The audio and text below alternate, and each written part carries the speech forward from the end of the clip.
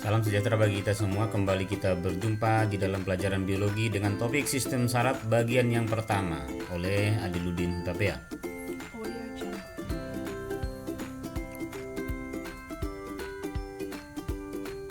Mengapa organ tubuh kita tidak kerja berbenturan?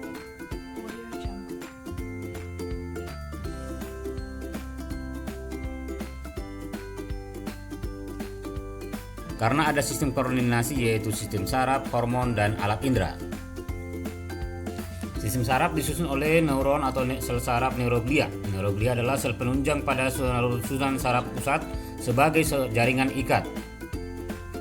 Neuroglia disusun oleh oligodendrosit, astrosit, mikroglia.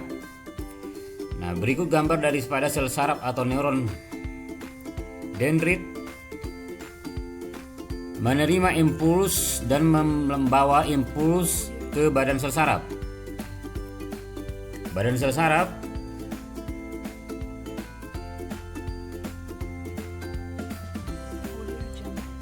mengendalikan metabolisme keseluruhan neuron. Akson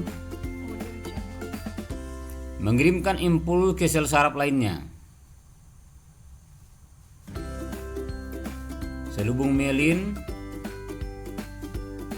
melindungi akson.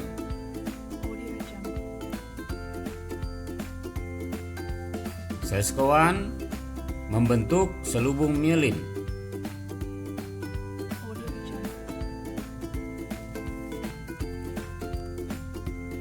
Nodus Ranvier mempercepat jalannya impuls. Terminal akson adalah ujung akson.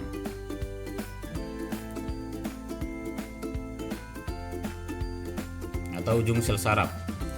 Berdasarkan fungsinya, sel saraf atau neuron dibedakan. Yang pertama, neuron sensorik atau aferen menghantarkan rangsangan atau impuls dari alat indera ke saraf pusat. Alat indera sebagai reseptor. Neuron motorik atau eferen menghantarkan impuls dari saraf pusat, yaitu otak dan sumsum tulang belakang, ke efektor, yaitu otot atau kelenjar.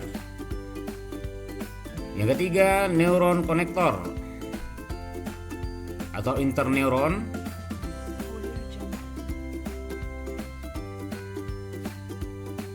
menghubungkan antar neuron. Bentuk sel saraf sebagai berikut, ada bentuknya bipolar, unipolar, multipolar. Sel saraf parasimpatis. Ya. Kemudian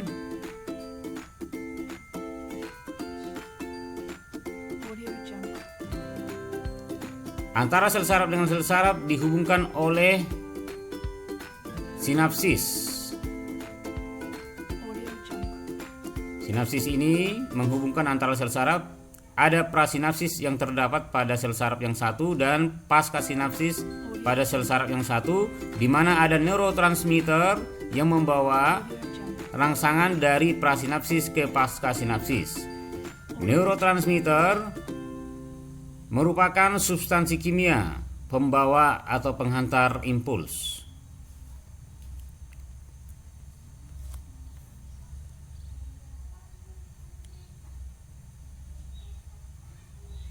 Contoh dari neurotransmitter: asetilkolin dan norepinefrin meningkatkan impuls, jenisnya eksitasi. GABA menghambat impuls atau inhibisi, yang lainnya dopamin, serotonin. Mekanisme penghantaran impuls. Impuls adalah sinyal listrik yang bergantung pada aliran yang membuat membran plasma atau menembus membran plasma. Prinsip potensial membran adalah perbedaan konsentrasi ion antara isi sel dengan cairan ekstraseluler. Jadi, perbedaan muatan di antara sel saraf dengan di luar sel saraf. Ada 3, yaitu polarisasi, depolarisasi, dan repolarisasi. Tahap istirahat atau polarisasi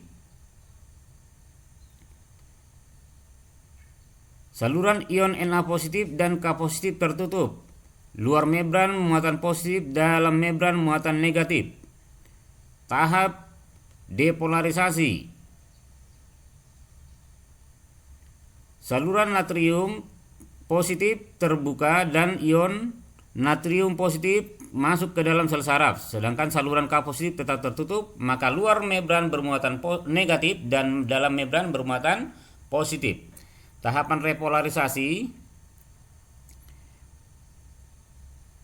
Saluran Na positif tertutup, saluran K positif terbuka sehingga ion K positif keluar dari sel saraf, maka muatan dalam membran saraf akan bermuatan negatif. Dua macam gerak. Gerak yang pertama gerak sadar, yaitu impuls ke reseptor atau alat indera. Kemudian ke saraf sensorik, lalu ke otak. Dari otak, impuls dibawa oleh saraf motorik ke efektor, yaitu otot atau kelenjar.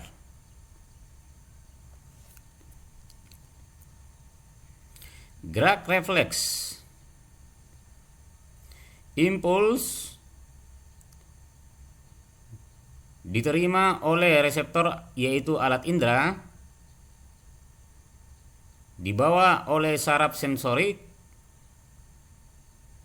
ke sumsum tulang belakang.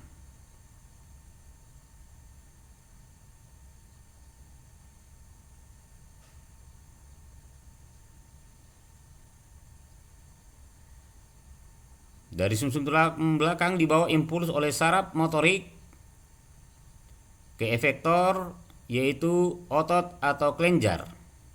Itulah gerak refleks yang bisa kita buktikan dengan memukul lutut, maka nantinya kakinya akan menendang. Gerak itu menunjukkan gerak refleks, di mana pada sumsum tulang belakang ada bagian dorsal, keluarnya nanti saraf, yaitu sensorik, dan bagian ventral ada saraf motorik. Nah, berikut grafik potensial aksi.